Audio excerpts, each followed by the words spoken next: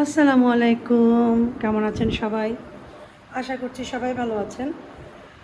আমরা আলহামদুলিল্লাহ ভালো আছি। এখন বাজে হচ্ছে অনেক। আমি ওই আহ, ইয়া করছি, আহ, দুপুরে খাবার জন্য যে চিকেনটা ম্যারিনেট করে রাখছিলাম, গ্রিল মানে তান্দুরি গ্রিল চিকেন করার জন্য ওইটাকে পানির ভিতরে ভিজিয়ে রাখছি যাতে তাড়াতাড়ি করে এটা নরম হয়ে যায়। এটার সাথে রুটি পরোটা দেবো না, দেবো একটু রাইস, গ্রেভিও করবো, রাইস দিয়ে খাবে, মানে রাইস বলতে পোলাও, যেটা পোলাও রাইস যেটা সেটা করবো। তো দুপুর থেকে এই ব্লগটা স্টার্ট করছি। আজ হচ্ছে শুক্রবার, সবাই গোসল নিয়ে ব্যস্ত, নামাজে যাবে একটু পরে। তো পোলাওটা বসাই দিলাম, পোলাওটা আস্তে আস্তে হোক।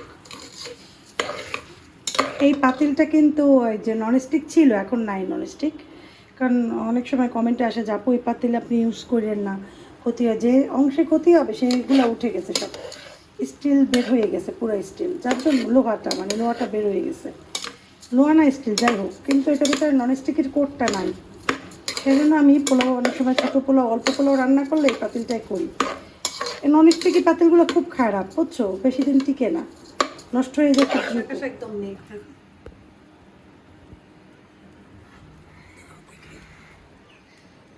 মেঘ আর মেঘ, সকাল থেকে রোদ্র উঠে নাই। গ্রিল চিকেন যখনই করবা, পোলাওয়ের ভিতরে একটা চিকেন স্টক, যেটা ম্যাগি স্টক সেটা, অথবা এরকম একটা স্বাদ মশলা ইউজ করবা, তাহলে তোমার পোলাওটা অনেক টেস্টি হবে, বাচ্চারা পছন্দ করে খাবে। যাই হোক, দিয়ে দিলাম, নাড়াচাড়া করে এটাতে পানি দিয়ে দেবো। আদা দিছি, রসুন দিছি একটু, লবণটা এখনও দেই নাই, এখন লবণও দিব, আন্দাজ করে লবণ দিলাম।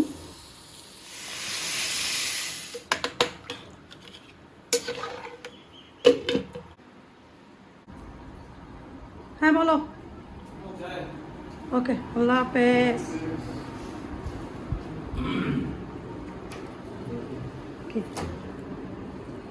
আল্লাহ হাফেজ।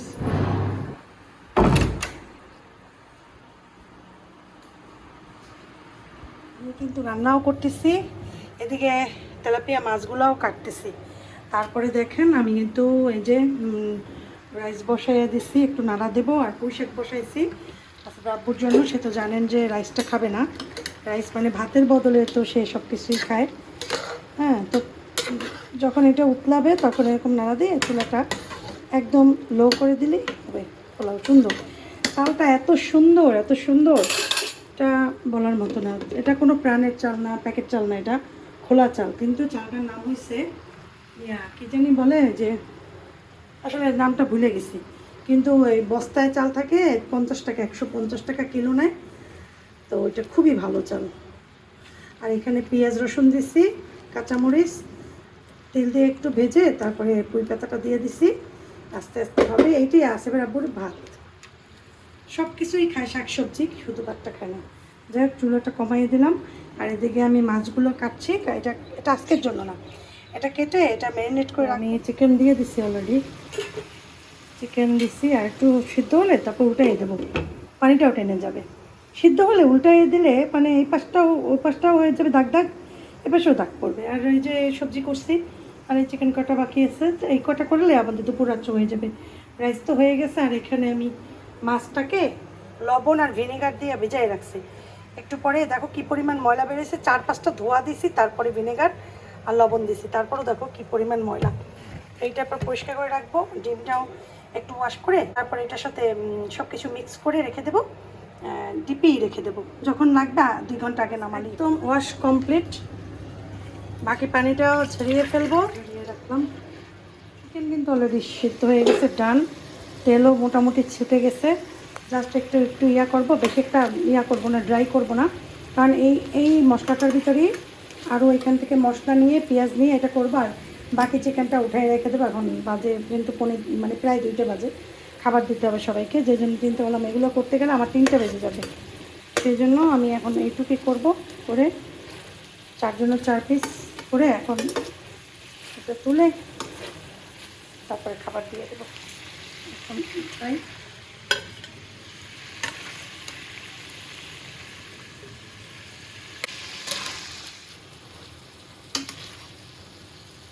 চামচটা চেঞ্জ করব।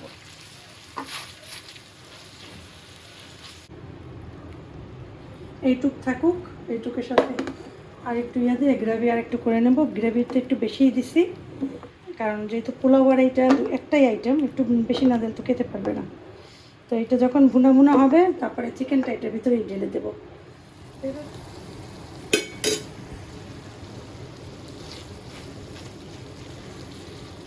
এটা অনেকক্ষণ কষাইছি, এখন আমি এটাই যেটা করব সেটা দেখো। একটা একটা করে খাওয়াটা আসতে পারতো, এমনি হয় এক হাতে মোবাইল নিয়ে ভিডিও করলে একটু একটু দিয়ে দেবো। মুখ বেশি না, ঘিটাতে ফ্রিজে ছিল জমে আছে, এখন এটাই হয়ে যাবে। ব্রাশ দিয়ে দিলেও হয়, ব্রাশটা যে কোথায় রাখছি খুঁজেই পাচ্ছিলাম। অসুবিধা নেই, আমরা এভাবে রেখে দেবো। জাস্ট একটু গ্রাম এরকম যে যে খেতে চাও এই টাইপের রান্নাগুলা আমাকে ফলো করতে পারো। তন্দুরি চিকেন গ্রেভি, ঠিক আছে। এটা আসিফের আব্বুর খাবার, পুঁই শাক, তারপর হচ্ছে যে শসা, গ্রিল চিকেন। আফিফের খাবার গ্রিল চিকেন, রাইস, শসা।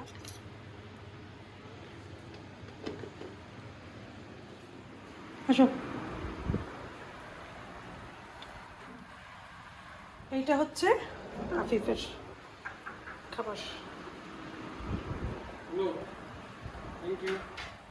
Thank you so much. Welcome so much. Thank you so much. বেশি কিছু লাগে না। আলহামদুলিল্লাহ। Wow. পেট ভরবে না? পেট ভরে মানে ওভার হয়ে যাবে। ওভার হয়ে যাবে। Grill chicken Grilled chicken. Gravy. Thank you. Marco. Gravy grilled chicken. Hmm Not grilled chicken. Gravy grilled chicken. হুম। খাও। আর আফিফ আছে গোসল দেবো না, এসে খাবে না জানো। আমার হাতটা কেটে গেছে আজকেও, কেমনে? মাছ মাছ ইয়ে করতে চাই। মাছ ইয়ে করতে? তুমি খাবা খাবার কি বলো? আচ্ছা। হুম, রোজ রোজ মজার মজার খাবার, তাই না? আসো তোমাকে খাবার দেই, আসো করো, আসো আসো খেয়ে ফেলো। এটা একটু চার্জে দেবো আর আমি গোসল করব। গোসল নামাজ পড়ে তারপরে খাবার খাবো। ফিশ মশলা যেটা সেইটা, এটা সোয়া সস, একটু সরিষার তেল,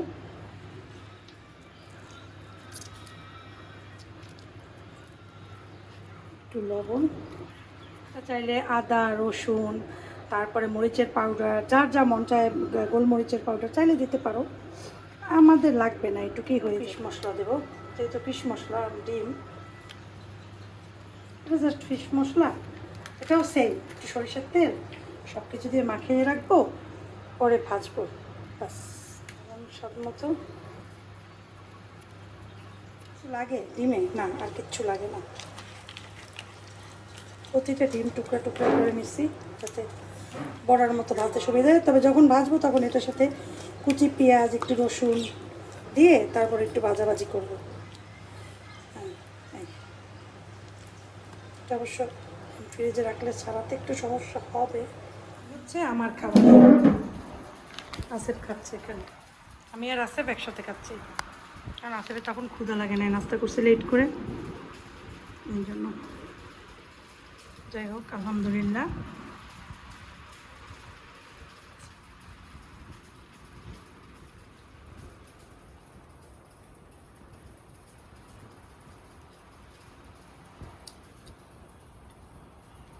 কি পরিমাণ দেখো ওষুধ দিতেছে।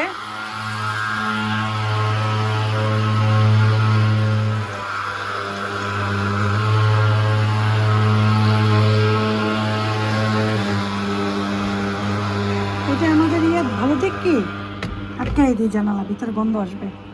ওদের অন্যান্য বাসায় কিন্তু গন্ধ ঢুকতেছে জানালার ভিতর দিয়ে। এই গন্ধটা তো খুব মারাত্মক। এই দেখছো ওই পর্যন্ত আসছে, এই দেখো উপর পর্যন্ত যাইতেছে, আমাদের এখানেও আসতেছে। তা আমাদের তো ওই রুমের জানালা দিয়ে মনে হয় ঢুকতেছে ইচ্ছা মতো। দেখে আসি তো কি অবস্থা। আল্লাহ, ঢুকে গেছে গন্ধ এই জানালাটা দিয়ে। এখন বাজে কটা জানো? প্রায় 5:45। আমি যাচ্ছি একটু আসিফের আব্বুর সাথে বাহিরে। আসিফ আমার সাথেই আছে, আসিফ নিচে যাবে, বাইরে যাবে না। তো এই আর কি, বাহিরে যাব আসিফের আব্বু আর আমি একটু জন্য।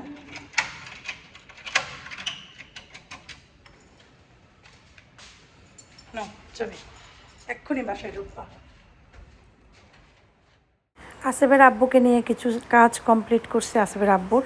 তারপরে আসিফের আব্বুকে বললাম চলো আমরা একটু ঘুরি রিক্সায় কিছুক্ষণ সময়, মনটাও ভালো লাগবে। বলল ঠিক আছে চলো ঘুরি। তো এইসব জায়গাগুলো ঘুরতে অনেক ভালো লাগে। এই জায়গাটা যে এত সুন্দর, গাছে ভরা, দুই পাশে সুন্দর করে গাছগুলো লাগানো, ফুল গাছ আছে, মানে দেখলেই পরানটা একদম জুড়িয়ে যায়। আসিফের আব্বুর সাথে অনেকক্ষণ ঘুরলাম, ঘুরে এই যে নিয়া ব্রিজ পার্কের পাশে একটা দোকানে শর্মা বিক্রি করছিল। আর একদিন আফিফের জন্য নিয়ে গেছিলাম। তো এখান থেকে আফিফ আর আসিফের জন্য সন্ধ্যা নাস্তার জন্য 2টা শর্মা নিয়ে যাচ্ছি। আর হচ্ছে আমরা তো খাবো না এই আর কি। আর আগে ভেতরে দোকানগুলো ছিল সব বের করে দিচ্ছে ভেতর থেকে। তো এই আর কি, বাসা আসলাম, একটু পরে হয়তো আজান দিবে। তো ঘুরে আসলাম, একটু মনটাও একটু হালকা হলো। সবাইকে আমি একটা রিকোয়েস্টই করব, সবাই আমার জন্য অনেক অনেক দোয়া করবেন যে সৎভাবে যেন আমি থাকতে পারি ইনশাল্লাহ, কারো কোনো ক্ষতি না করি জীবনে, এবং লাইফে জানি অনেক ভালো থাকতে পারি। ভালো থাকাটা হচ্ছে মেইন কথা, সুস্থ শরীরে ভালো থাকাটা মেইন কথা। আর যারা আমার ক্ষতি করবে আল্লাহ তাদের ঈমান দেখ, আর যারা তারপরও ক্ষতি করতে চাইবেন তারপরে তাদের জন্য উপযুক্ত শাস্তি আল্লাহ তাআলা রেখেছেন। আর একটা সত্যি কথা কি জানেন, কোনো জায়গায় যদি কোনো বিচার করেন বা বিচারে কাউকে ডাকেন সাক্ষী হিসাবে, ডাকে, আপনি যদি সাক্ষী হিসাবে যান, আপনার মাথায় এইটা মনে রাখবেন যে আপনি হয়তো একজনকে ভালোবেসে তার পক্ষে মিথ্যা রায় দিবেন, এবং আপনি আরেকজনের শত্রু থাকলে আপনার ওইখানে তার বিরুদ্ধে আপনি মিথ্যা রায় দিবেন। হ্যাঁ, মানুষ শত্রু থাকতে পারে, কিন্তু শত্রুতা যে আলাদা, কিন্তু মিথ্যা রায় দেওয়া আলাদা। যদি মিথ্যা রায় কেউ দেয়, মিথ্যা কথা বলে, এর উপযুক্ত শাস্তি তো আল্লাহ তার কাছে পাবে। তো আমার ব্যাপারে এরকমই হয়েছে, মিথ্যা রায় কিন্তু আল্লাহ সহ্য করবে না। বুড়া মানুষরা যদি মিথ্যা কথা বলে, এর থেকে দুঃখ আর পৃথিবীতে কিছু নেই। তো জেনে শুনে যদি তারা মিথ্যা কথা বলে, শুধুমাত্র শত্রুতার কারণে, সামান্য শত্রুতার কারণে জেদ ধরে, যে মিথ্যা কথাগুলো যারা বলবে, আল্লাহ তাদের কিন্তু ছেড়ে দেবেন না ইনশাল্লাহ। এর উপযুক্ত শাস্তি তারা পাবেন আখিরাতে। হয়তো দুনিয়াতে সবাই শাস্তি পায় না, আখিরাতে তাদের শাস্তি রেখে দেবে। তো এই আর কি আপনাদের কাছে বলা, আমার জন্য দোয়া করবেন। আর মিথ্যুকের জন্য এটুই বলবেন, আল্লাহ এইসব মিথ্যুকদের আল্লাহ উপযুক্ত শাস্তি দেখ। আর যারা পিছনে সমালোচনা করে, এই কিছু নিয়ে ঘাটাঘাটি করে, পিছনে সমালোচনা সারাক্ষণ মানুষের পেছনে লেগে থাকেন, এদের আল্লাহ উপযুক্ত শাস্তি দান করুন। আমি জাম ঝাঁকা বসে একটা শুকনা মরিচ নিছি, আল্লাহকে তো দিয়া গ্যাস হয়ে গেছে একদম। এটা একটু ভেঙে দিতে হবে বুঝছো, কারণ এই জামগুলো না তো কাল দেখা যাবে খাওয়া হবে না সন্ধ্যার পরে।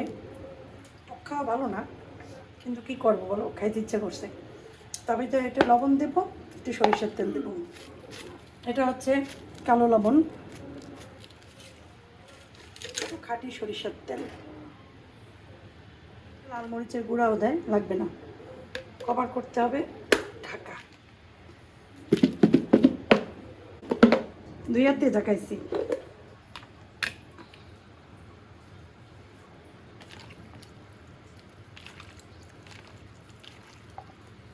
একদম রেডি। এখন আমি আর আসিফের আব্বু খাবো। আমার সাওয়ালরা আবার এসব খায় না, আমি একটু খাবো, বাকিটা আসিফের আব্বু খাবে। আব্বু জাম খাও, আমি খাবো এটা।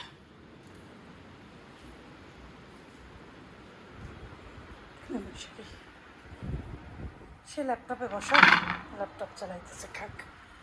আমি একটা নাটক দেখতেছিলাম। জামগুলো অনেক মিষ্টি, টক না, মোটা মোটা নাদুস নাদুস জামগুলা। মেডিসিন আনতে যাবো আর নিডেল আনতে যাবো, ডায়াবেটিস। আব্বার কালকে সকালে যেয়ে তাদের বাসায় আম্মা আব্বার ডায়াবেটিসটাও চেক করবো। ভাবলাম যে তাহলে যাই, যেয়ে নিয়ে আসি সকালবেলা, আম্মা আব্বার নাস্তা খাওয়ার আগেই বাসায় চলে যাব। এই জন্য নামলাম, ওই জাহাঙ্গীরের বউকে নিয়ে যাব। কিনছি, এখন একটু আম কিনবো। এই দেখি শাক নিলাম, কোনটা সুন্দর বিক্রি করে এখানে দেখো। কমাই রাখেন একটুখানি, একটু কমাইবেন না? আচ্ছা ঠিক আছে, আচ্ছা ঠিক আছে। হ্যাঁ 50 টাকা।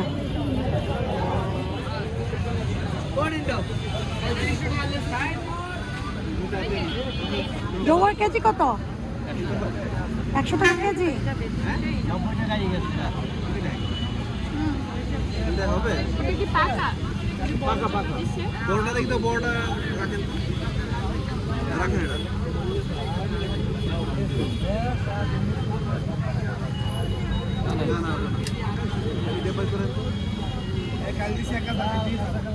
পানি দিতে রাখেন না, পানি শুকনো রাখেন। আচ্ছা শুকনো রাখেন, আমি এটা নিয়ে আর একটা নেব। দুইটাই কত? এটা খারাপ ওটা খাওয়া নাই, আরে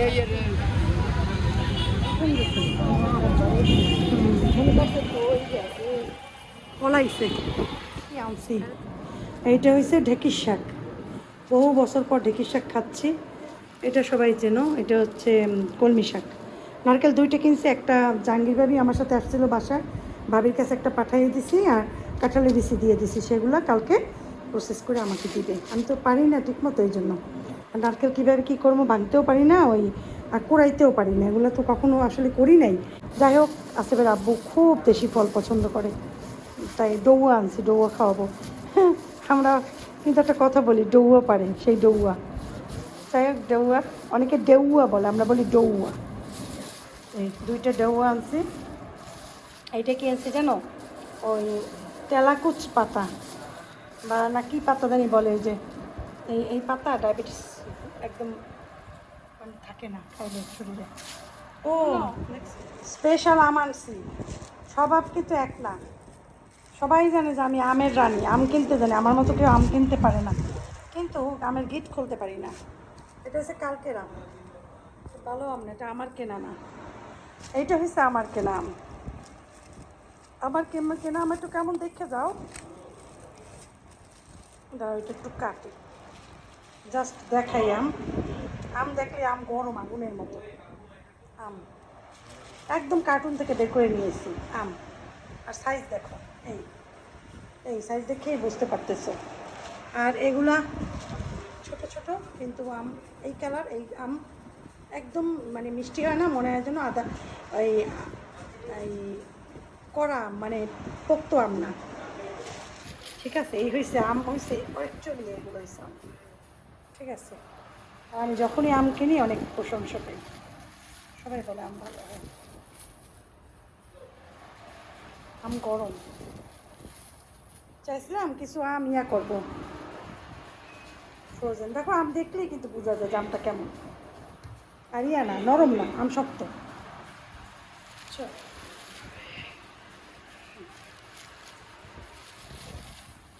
যে আম ভালো, সে আমের দামও কিন্তু একটু বেশি। ঠিক আছে, দোকানে 60 টাকা 70 টাকা আম বিক্রি করে, এগুলো 100 টাকা কেজি আমাদের বরিশালে। অন্য জায়গায় একটু বেশি কম হতে পারে। আমের কালার, মোবাইলে এত কালারটা সুন্দর দেখাও যাচ্ছে না, স্যার ওইটুকুটাও তো।